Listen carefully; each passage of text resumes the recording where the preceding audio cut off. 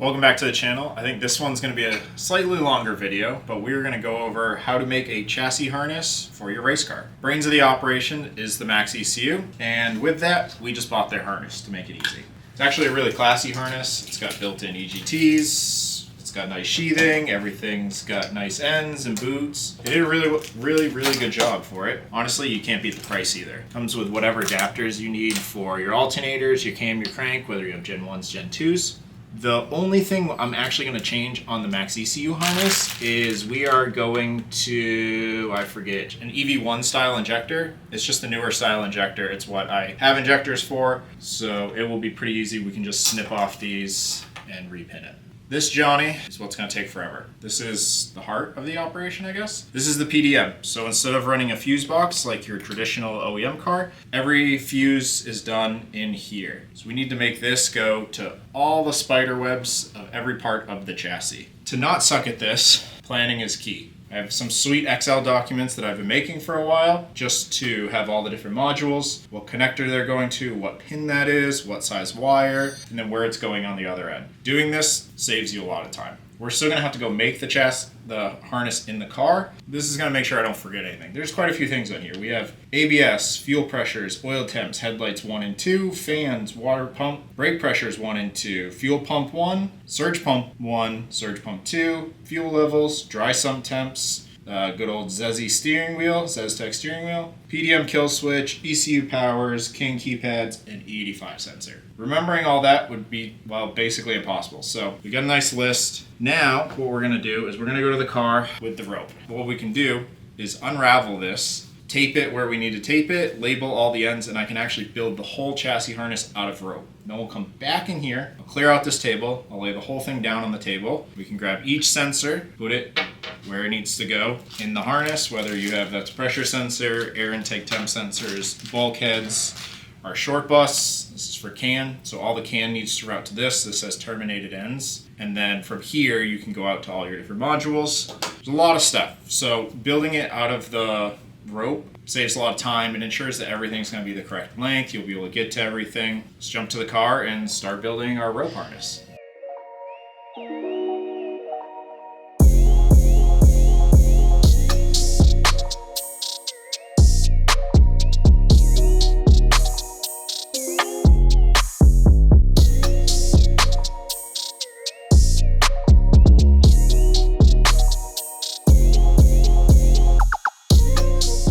Alright, this is the start of the chassis harness. So PDM, ECU, follow the tape. It's got taped into places. It makes the junctions. We got all the brake pressure sensors. We got the center console connectors, ABS. Follow it down, over this light.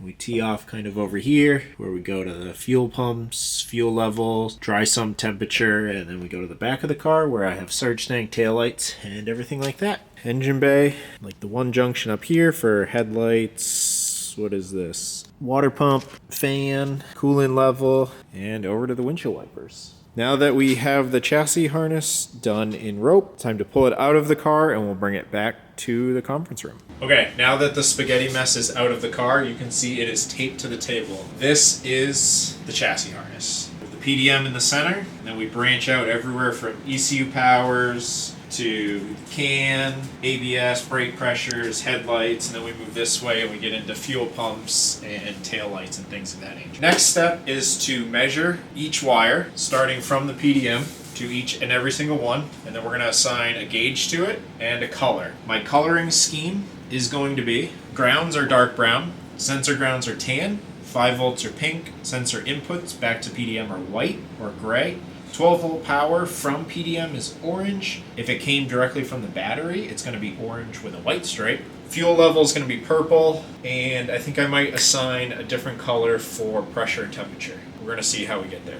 First, let's get all our measurements done. Then we're going to jump into Sean's office, get all the wire, show you how the wire cutting machine works, and we're going to shit out some wire, and then all hell breaks loose from here. All right, welcome to Sean's office. You've been here before. This is the wiring dojo. I don't actually know if the dojo is the correct word for that. Let's go to my Excel here. We are starting with 22 gauge. That's the smallest wire we have. We're going to start with blue.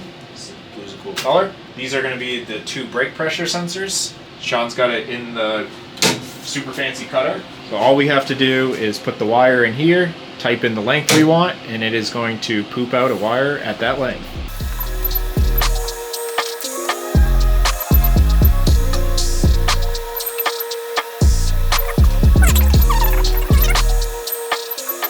What millimeter length? 2,387.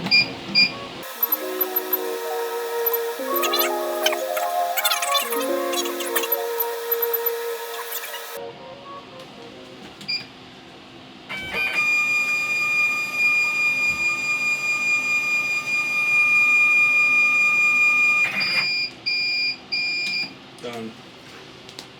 Okay, now I take it, spool it up, don't get it lost, I make a pretty pile, and I label it brake pressure sensor.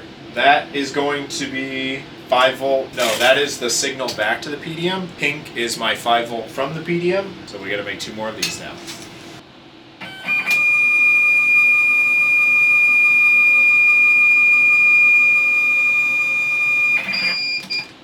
So this is brake sensor 1. If we just want to change the length real quick and keep the pink in, we can do brake sensor 2, which is 2,260 millimeters.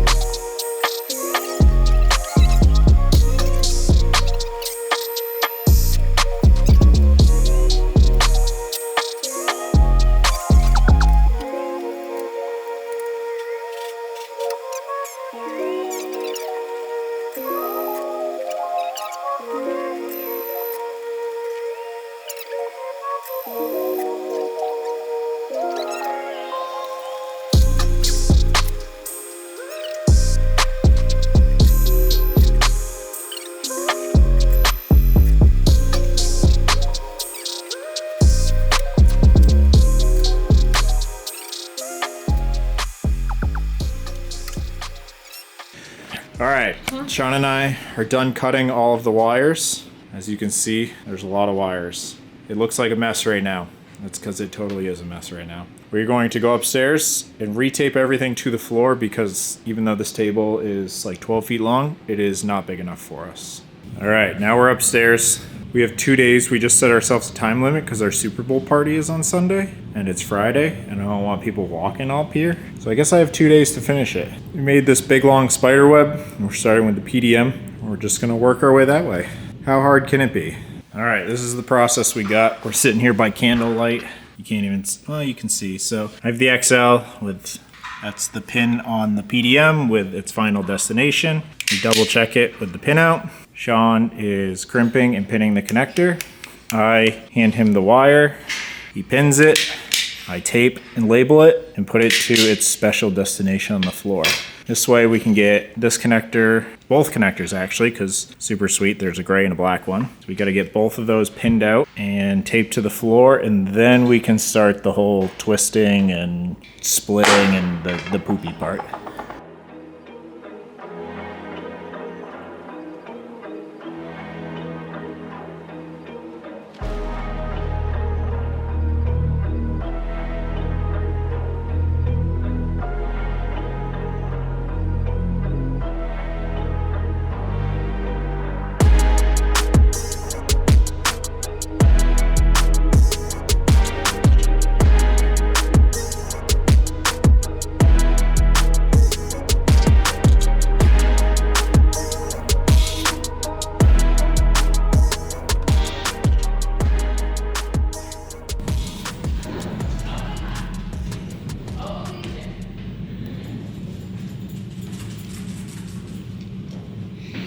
Next.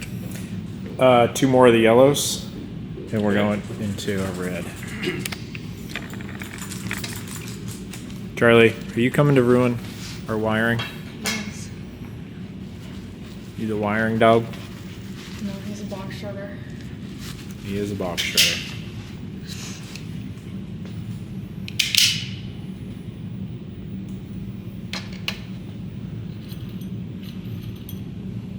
It's day 2 of wiring. Just working on pinning out both connectors. We got all the easy stuff done. Now we are doing sensor grounds and our barrel crimps for where we have to splice off into multiple sensors.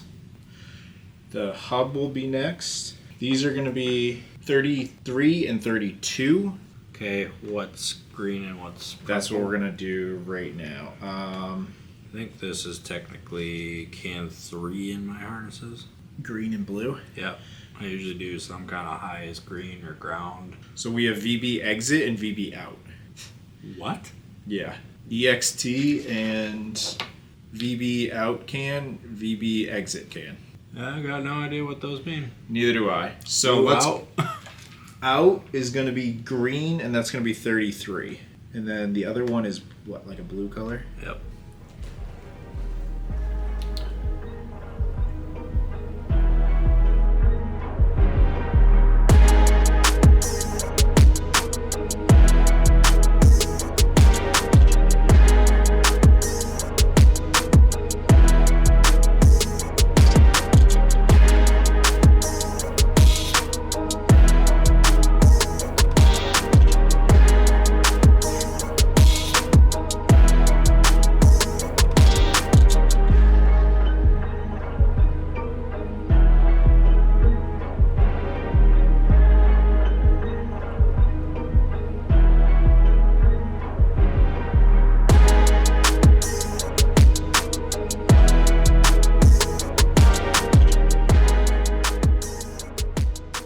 Alright, we have connector pinned out. All our heat shrink for our barrel crimps are done. All the pins in here were at least 16 and below, but we needed a few 12 gauge wires for fuel pumps and bigger things like that. So we barrel crimped up, or for things like sensor grounds where we had to go from a single to multiples. That's what we use the barrel crimps for. Now we have the spaghetti. And I have this spaghetti. But it's time to connect both of these to the PDM, vice the PDM, and we're going to add some service loops because nothing is ever right the first time in my life.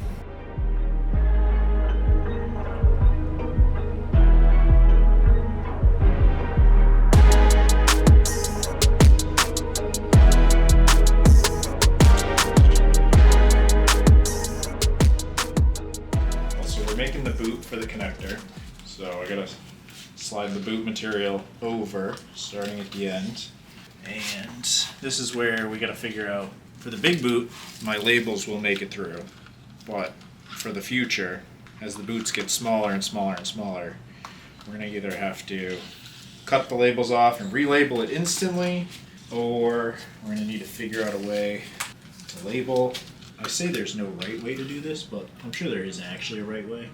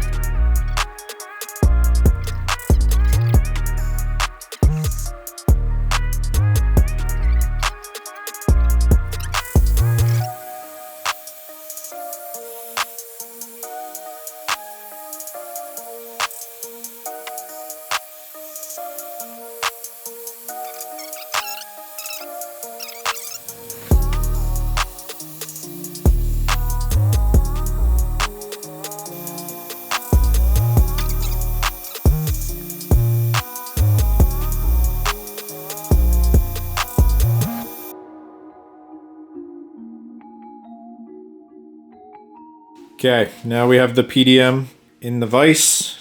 We have our 2 connectors at our first junction. So we're gonna have to put a big piece over this, and now we get to start making all of the branches. We got some gold tape to help with our junctions, and we're gonna just start building the spider web one leg at a time. So far so good. At least if the only thing you see out of this is this, then looks like we did pretty good for ourselves.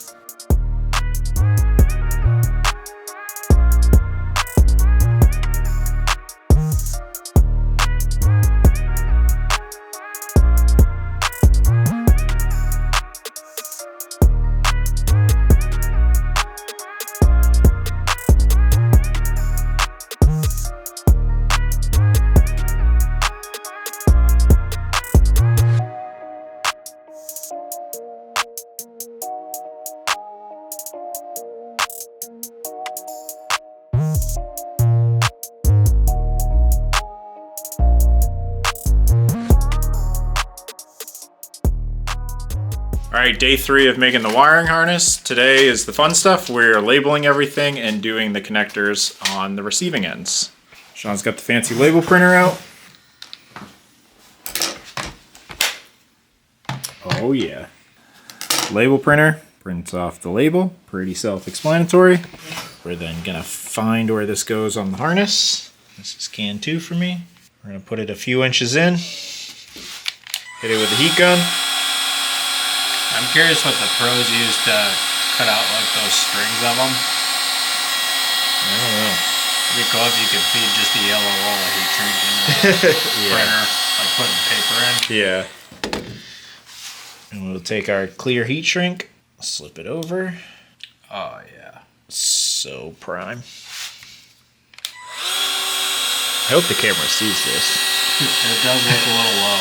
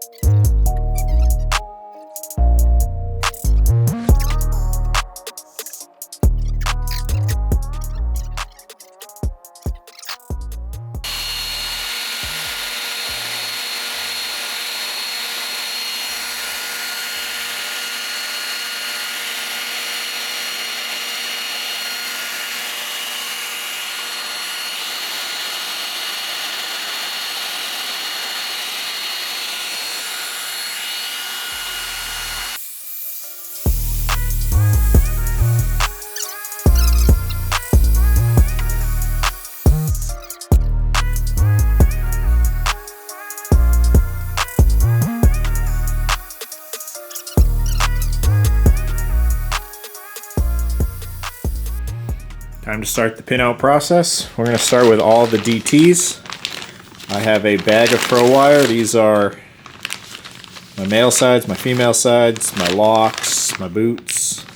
We got a bunch. We got all the sizes we need.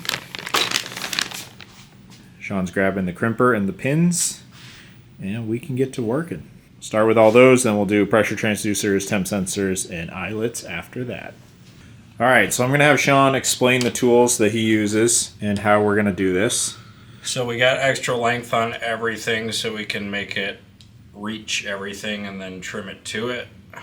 So we're using a super solid 2-finger technique for the amount of wire we want to leave to be able to properly insert it in the back of a connector. We're using the Deutsch DT. These are all 22 gauge wires, and it comes perfectly to the back of the pin. You don't want a bunch of copper sticking out the back because it'll be flimsy when you go to try and stick it in the connector. We got our pneumatic DMC crimper, and that one's done.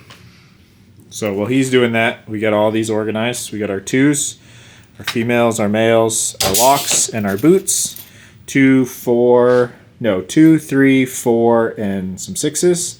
I have one 12 boot. These are from ProWire. They're non-heat shrink boots, but they do just clip over the back of the connector. So some a little loose on our heat shrink. So yeah, these DTs have this extra to slide the boot over. Normal DTs just end shorter. It does kind of suck that they're different ones. This one kind of looks weird. We hadn't seen this before.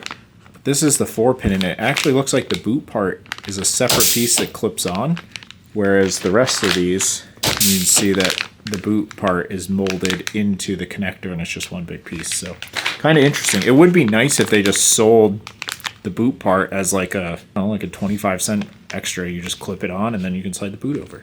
That would be really sweet, because then you don't have to order your factory one.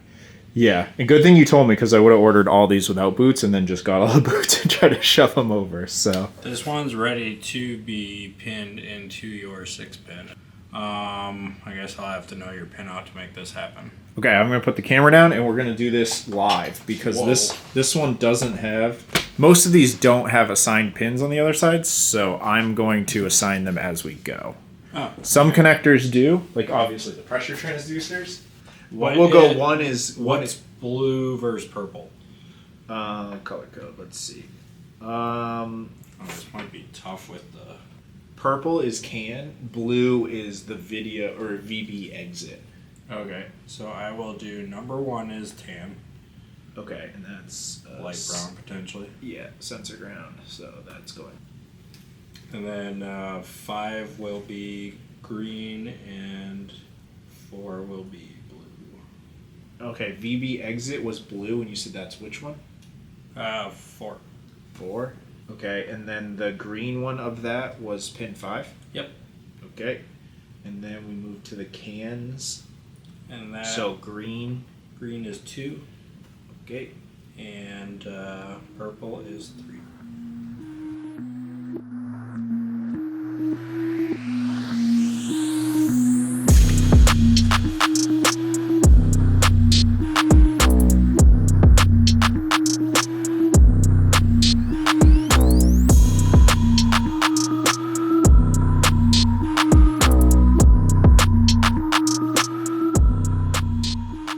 Okay, we did it. I would say it took us about 20 hours to make, and that doesn't really include the pre-planning that went into making the XL, measuring wire lengths. The rope harness I made, we'll count that in the 20 hours. This saved our lives. We have it done. PDM, full wiring harness, all the connectors. We are waiting on one connector. I don't care, I'll pin that in the car. We are completed. I don't want to see wiring for a little while. At the end of the day, Sean and I did a pretty damn good job. This is a pretty professional level harness, all boots, everything's professionally crimped, DR25, it is the bee's knees. The only thing I didn't do was concentric twist, but I don't have enough time for that in my life. Kendra's laughing, probably at my bee's knees joke. You don't like the bee's knees? It was funny. Okay. Now that I lost my train of thought, this is the guy she tells you not to worry about. This is you. This is my old OEM harness. We did a lot of snipping of just with shears to get this thing out of the car. You guys remember that. That was a few videos back. Feels like forever ago now. This weighed 33, 34 pounds, I believe. This, all the wiring with the OEM fuse box, no modules, 33 pounds. This, with the PDM to replace the fuse box, 9.2 pounds. We killed it. It's pretty good weight savings in terms of just wiring that was laying around in all hell shithole parts of the car. I don't know what I was trying to say there. So like I said, this took us probably 20 hours to make. Realistically, it's not the world's most expensive thing to do yourself. All said and done with the wiring, DR25, connectors and everything, we probably spent about $350 in material. It's really the 20 hours of labor that gets you, which is why if you were to buy this from a professional wiring company, it'd be like $3 or $4 grand. It's definitely a pain in the butt. Once you've done it once, it does make life easier. Sean's not here right now, he's doing his day job, but when he gets back, I'll have him do a quick overview of what tools we use. Sean's got a bunch of professional stuff. We'll have him show you what he's got and what we use to make this if you wanted to do this yourself. Okay, let's say you wanted to do this at home by yourself. These are some of the tools that are needed. I'm gonna let Sean the scientist go through each one, and then we'll kind of tell you which ones are definitely worth buying quality and which ones maybe you can go to Amazon and get a little bit cheaper. A lot of the tools I have here for some of the production harnesses we make for our transmission adaptation kits, so they're definitely more expensive than what you can get away with building a one harness for yourself. This heat gun, super expensive. Even the tip was like $150. You can definitely get away with your average Ace Hardware $40 set. A lot of them even come with some kind of Backing. Yep, the backing plate really helps speed things up. It does make it way nicer. Like you said, you don't have to just do this the whole time with the gun. You just Yep. like walk the wire through and you're like, okay, this is boring, but at least it's doing it really fast. Vise, This one's a nice electrical vise. Definitely whatever you want to use, even if it's a set of vice grips holding it, it'll work out. This is probably the most reasonably priced tool on the table. They're like $12 at Home Depot. It's great because it's for cutting coax, so it'll cut large battery cable. Not a problem.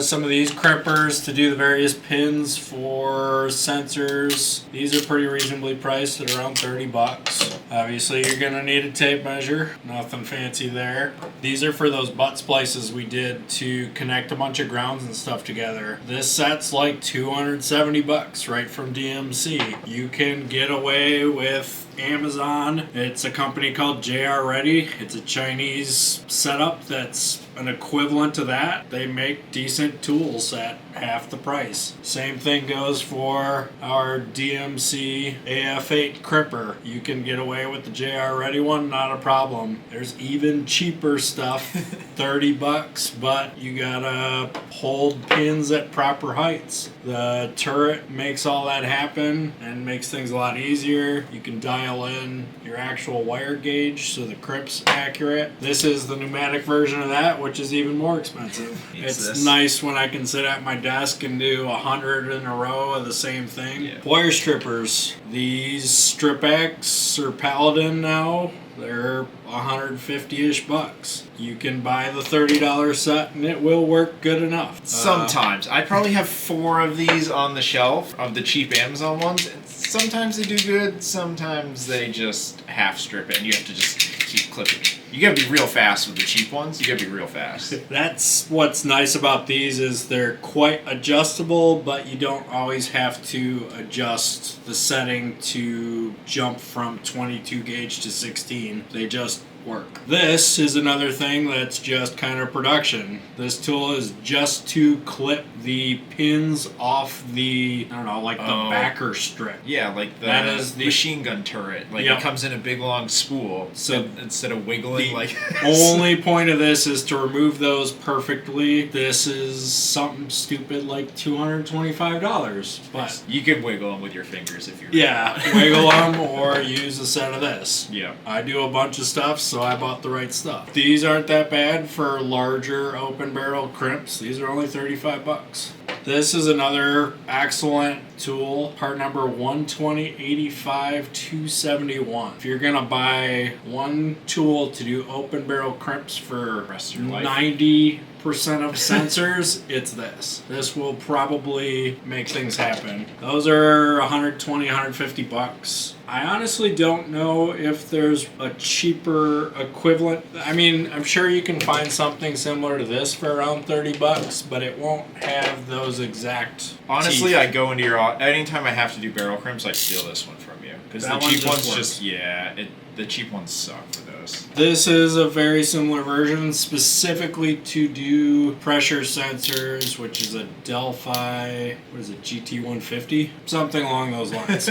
But it's specifically to do that. Same thing. It's 120 bucks specifically for that single pin. Yeah. This one's an Impact for doing the large battery lugs. We used it once or twice on this body harness for a bigger ground cable. I mean, that covers it, so you can spend all the money and get all the sweet tools, or you can make things happen with cheap tools, but you're going to take longer and it might not turn out as sweet. No, and the hard part is once the harness is done, like, it is booted and heat shrunk, like, going back and replacing a wire in this is basically... It's not going to happen unless you cut the whole thing apart. Yeah, so, like, buy once, cry once. But this is, like, a good example of, like, why when you look at a wiring harness and you're like, oh, they want $3,500 for that? You're like, yeah, because this is like $5,000 worth of tools. Doesn't count the wire stripper or the that like air compressor. Yeah, the automated wire that. Stripper. We don't have a multimeter here. That's true. Not that you need an expensive one of those either to ohm some stuff out. But still, and then the 20 hours of labor that it took us to make it. So that was just